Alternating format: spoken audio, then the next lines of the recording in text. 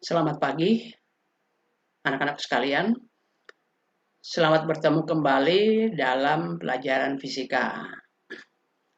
Dalam kesempatan ini kita akan belajar tentang listrik statis. Apa itu listrik statis? Bagaimana dalam kehidupan sehari-hari? Apa gunanya? Apa bahayanya? Kita akan pelajari dalam materi ini.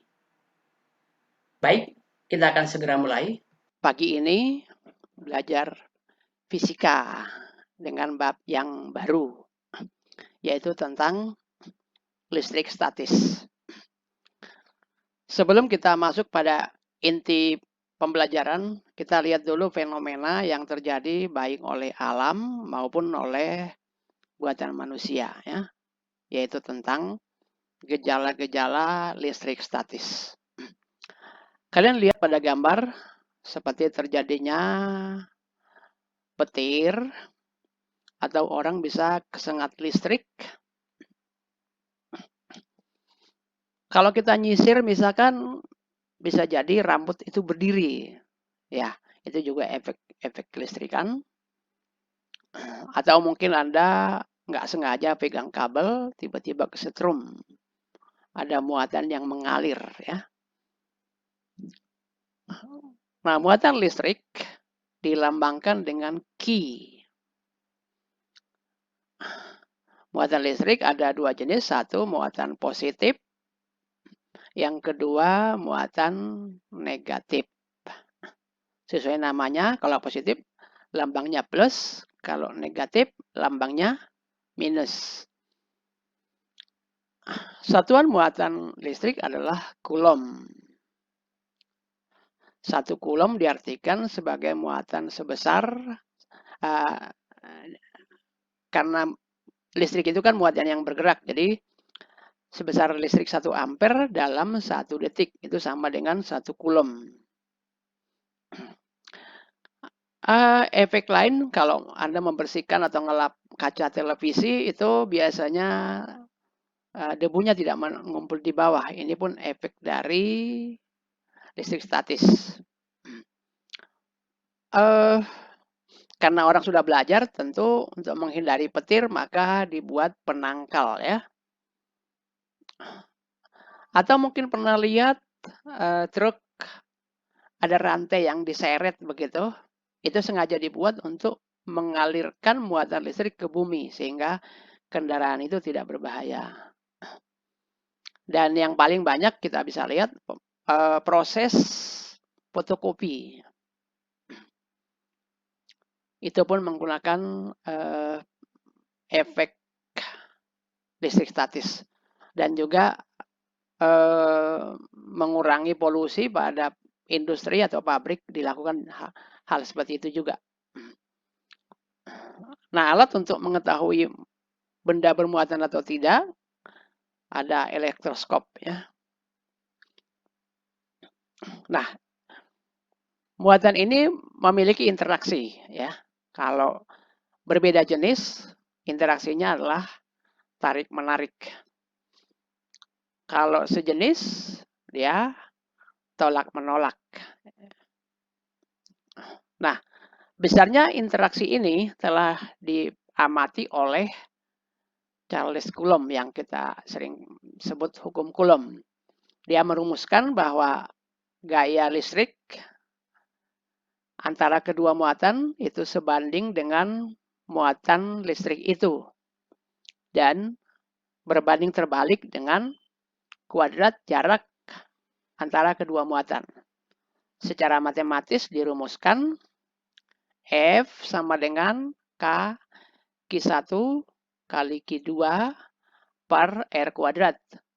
Di mana F sama dengan gaya Coulomb, satuannya Newton. Atau Nelson juga boleh lah, nggak apa-apa. Kemudian Q adalah muatan listrik, satuannya Coulomb. R adalah jarak, satuannya meter. K itu konstanta. Kita lihat contoh soal. Nah, ini sengaja Bapak bikin biar nggak terlalu tegang, jadi agak sedikit variatif, ya. Nggak langsung contoh soal, ini segala macam, tapi dibuat variabel gitulah. Namun tetap serius. Ini ada gambar dua buah muatan, masing-masing sebesar 1 mikrokulom dan 4 mikrokulom, terpisah sejauh 10 cm. Ditanyakan hitung besar gaya listrik yang dialami kedua muatan. Oke. Diketahui Q1 1 mikrokulom sama dengan 1 kali 10 pangkat min 6 kulom. 1 mikro itu pangkat min 6. Nano pangkat min 9. Piko pangkat min 12 ya. Mili pangkat min 3. Q2 4 kali 10 pangkat min 6 kulom. R-nya 10 cm diubah ke meter jadi 1 kali 10 pangkat min 1. K-nya 9 kali 10 pangkat 9. Jadi jawab F sama dengan K Q1 Q2 per R kuadrat. Nah, dalam menghitung gaya dan medan listrik, tanda muatan plus atau min tidak dimasukkan. Karena tanda itu nanti dipakai untuk menentukan arah gaya atau arah medan. Berbeda kalau kita menghitung energi potensial listrik dan potensial listrik. Itu langsung dimasukkan tanda muatannya.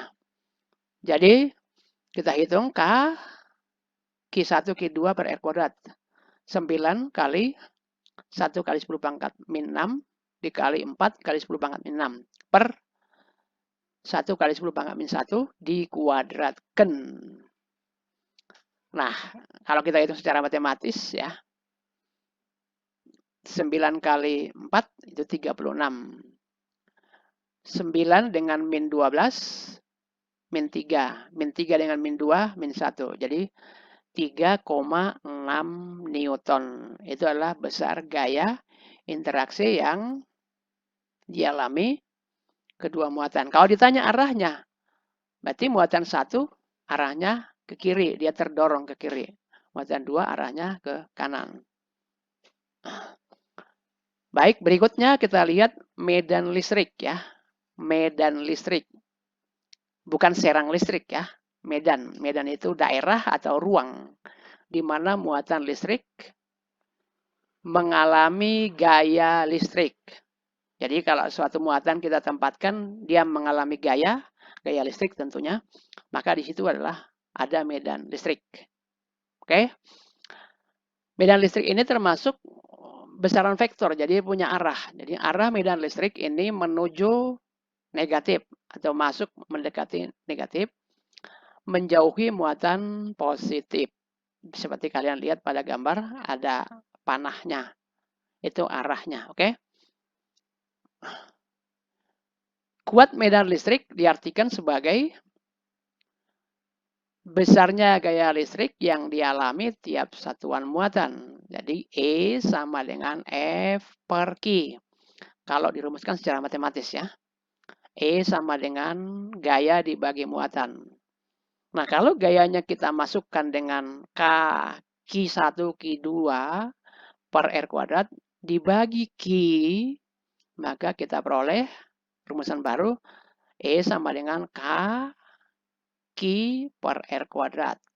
E sama dengan medan listrik. Satuannya Newton per Coulomb. Q, R, dan K tadi sudah ya. Oke. Berikutnya. Ini ditanyakan apa? Hitung besar dan arah medan listrik di titik Q. Kita lihat. Ada dua muatan. Muatan Q1, 1 mikro. Muatan kedua, 4 mikro. Berarti ada dua medan yang ditimbulkannya. Oleh Q1 menjauhi Q1. Berarti menjauhi arahnya kemana? Kalau kita tinjau di titik O, arahnya ke kiri.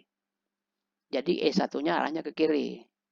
E2 juga sama, arahnya ke kiri. Nah, mari kita lihat ininya, perhitungannya. Diketahui Q1 itu 1 mikrokulom, 1 kali 10 pangkat min 6 kulom.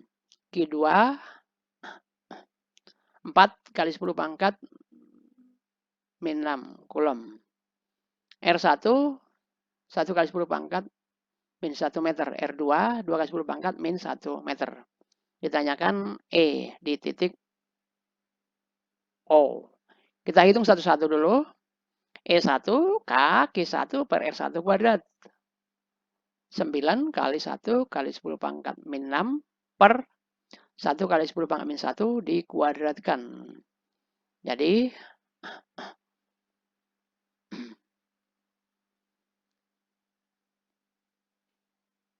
oke. Pangkat min 6 dengan 2 itu pangkat min 4 dengan 9 jadi pangkat 5. Jadi 9 kali 10 pangkat 5 Newton per Coulomb. Arahnya ke kiri.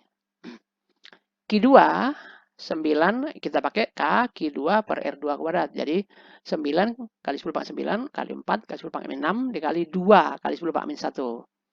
2 kuadrat 4. 4-nya bisa kita coret. Tinggal 9 kali 10 pangkat 5. Juga arahnya ke kiri. Kenapa besarnya sama? Padahal muatan berbeda. Ini efek jarak ya. Q2 jaraknya lebih jauh. Ditanyakan E di O. Total E1 ditambah E2. Jadi 9 kali 10 pangkat 5 ditambah 9 kali 10 pangkat 5. Jadi 9 tambah 9, 18 kali 10 pangkat 5 Newton per Coulomb. Itu adalah kuat medan listrik yang ada di titik O. Arahnya kemana? E1 ke kiri, E2 ke kiri, ya berarti totalnya arahnya ke kiri. Kalau seandainya satu ke kiri, satu ke kanan, kita lihat yang paling besar. Baik, berikutnya kita lihat energi potensial listrik.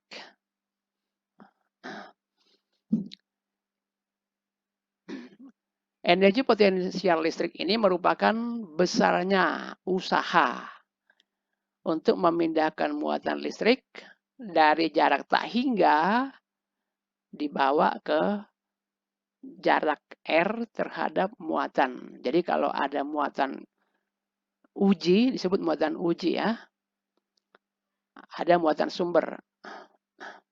Jadi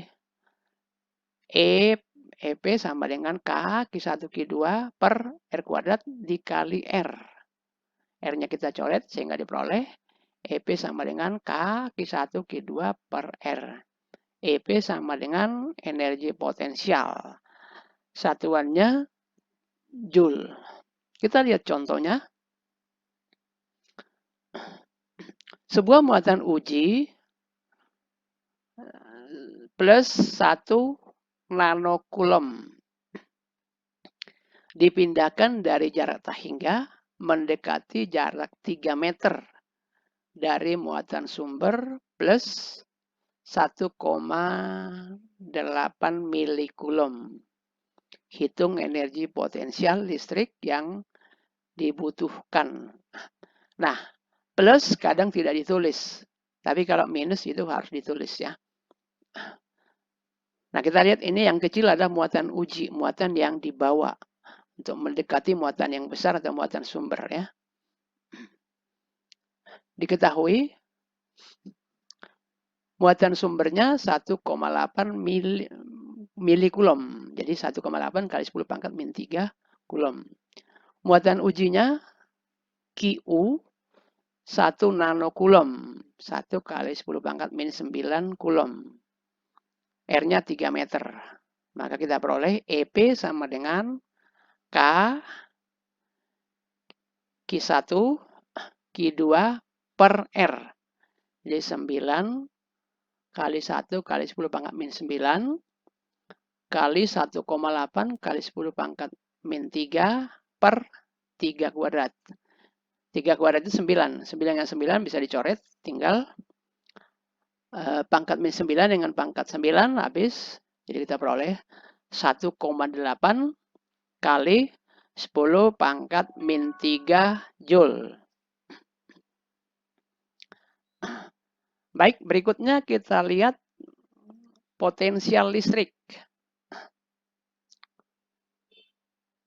Potensial listrik merupakan besarnya energi potensial yang dialami tiap satuan muatan. Secara matematis dirumuskan V sama dengan EP per Q sama dengan K Q per R. V adalah potensial listrik. Kita lihat contohnya. Sebuah muatan listrik sebesar 10 mikrokulom menimbulkan medan listrik di sekitarnya. Tentukan besar potensial listrik pada jarak 30 cm dari muatan. Jadi ditanyakan potensial, bukan medan. Diketahui Q-nya 10 mikro. Sama dengan 1 kali 10 pangkat min 5. R-nya 30 cm. 3 kali 10 pangkat min 1 meter. Ditanyakan V. V sama dengan K Q per R. 9 kali 10 pangkat 9 kali 1 kali 10 pangkat min 5 per 3 kali 10 pangkat min 1. 3 dengan di kuadrat 9. 9 dengan 9 dicoret. Jadi hasilnya sebesar 1 kali 10 pangkat 6 volt. Baik, setelah kalian belajar tentang listrik statis melalui video yang barusan kalian tonton, kalian bisa mengerjakan tugas. Pertama, lihat di kolom tugas. Yang kedua, catat 3